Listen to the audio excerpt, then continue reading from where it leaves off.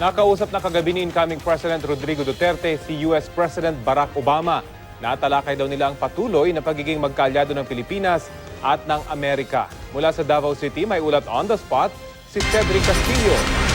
Cedric. Yes, Rafi, kumukuha pa tayo ng impormasyon kung matutuloy pa ngayong araw ang nakatakdang pagpupulong ni incoming President Rodrigo Duterte at ang Russian Ambassador dito sa Davao City. Samantala, ayon kay Duterte, maliban kay US President Barack Obama, ay wala pang ibang head of state na tumatawag sa kanya.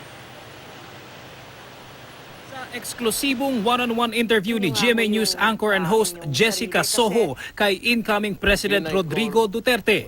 Habang sinasagot ng alkalde ng Davao City ang mga tanong sa kanya, bigla-biglang ipinatigil ang recording. Napabalikwa si Duterte at nakiusap na lalabas muna siya ng silid. Isang tawag daw sa telepono ang dapat daw niyang sagutin. Pagbalik ni Duterte, sinabi niyang importanteng tao ang kanyang nakausap pero hindi mo na niya ito pinangalanan. Sino, sir?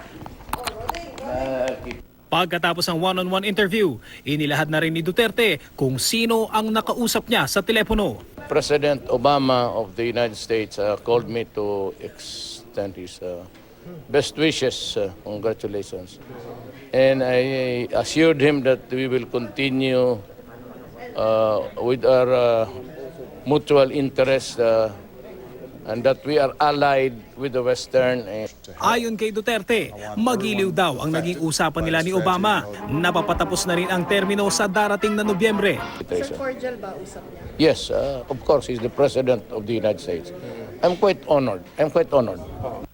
Tiniyak daw niya kay Obama na nananatili tayong kaalyado ng Amerika. Pero sa issue ng West Philippine Sea, tinitingnan niya ang posibilidad na diretsa na tayong makikipag-usap sa China. I gave him an inkling that, I would agree to just go with you, but if it goes on still waters, I said there's no sail to move there's no wind to move the sails.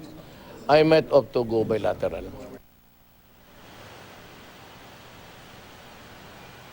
Rafi, noong nakaraang Lunes ay nakausap na rin ni Duterte ang ambassador ng China at nung makapanayam siya ng media at tinanong ang ambassador ng China kung napag-usapan ba nila ni Duterte ang tungkol sa West Philippine Sea, ngumiti lamang to at hindi na nagbigay ng komento. Rafi.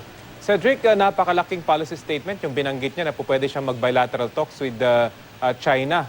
Taliwas ito sa mga naging pulisiya na ng mga nakaraang administrasyon. So ano naging tugon daw dito ni US President Barack Obama kung nabanggit pa niya yun, Cedric?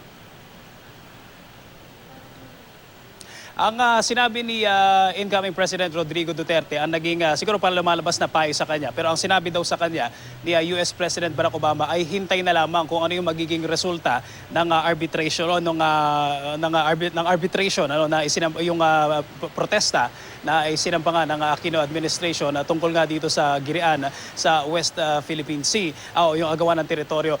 May dagdag lang natin, Rafi, itong statement, itong side na ito ni incoming President Rodrigo Duterte na gusto niya makipag-bilateral talks sa China ay dati na rin niya sinasabi ito during the campaign period. Pero ang sinasabi niya ay may tiwala naman daw siya o pagbibigyan niya ng tsansa itong yung arbitration o yung hihintayin yung paglabas ng resulta nitong arbitration. Pero limitado daw yung dapat na ibigay na oras dyan. Sinasabi niya kung abutin daw ito ng 2 taon at wala pa rin daw mangyayari, para sa kanya panahon na daw para makipag-bilateral talks o one-on-one talks sa pagitan ng Pilipinas at ng China, Rafi. Cedric, bagamat tipid yung pahayag ni Obama tungkol sa isyong yan, mukhang kinabahan sila at sinabi talaga kay Duterte na hintayin yung arbitration, yung resulta ng arbitration na Cedric. So, ina-expect na siguro na marami pang makakausap itong si incoming President Duterte ng mga head of states na tatawag sa kanila. May mga nakalinya ba?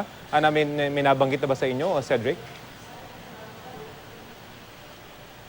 Sa ngayon, nang kinumpirma sa atin ni Duterte ay si US President Barack Obama pa lang yung tumatawag sa kanya na head of state. Although may mga ambassadors nga, gaya lang nabanggit natin na ang Chinese ambassador, Japanese ambassador, nakausap na si incoming President Duterte. Ngayong araw, dapat nakaschedule ang meeting niya kay Russian ambassador. Pero gaya nga nabanggit natin, ay inaalam pa natin kung matutuloy itong meeting na ito, Rafi. Pero may impormasyon ba tayo, Cedric, kung nakausap na niya mismo si Pangulong Aquino naman at kung meron na silang tsansa na mag-usap pagkatapos itong eleksyon, Cedric? Yung diretsuhang pakikipag-usap sa pagitan ng outgoing at saka ng incoming President Rafi, wala pa tayong impormasyon kung talagang sila mismo nakapag-usap. Although ang alam natin sa puntong ito, yung Transition Committee ng dalawang administrasyon ay siyang nakikipag-coordinate sa isa't isa. What we know is that si Presidente Aquino ay tumawag sa Chief Aide ni incoming President Rodrigo Duterte, si Ginoong Bongo, para nga doon sa pag-arrange ng Transition Committee ng dalawang panig, Rafi. Okay, maraming salamat, Cedric Castillo.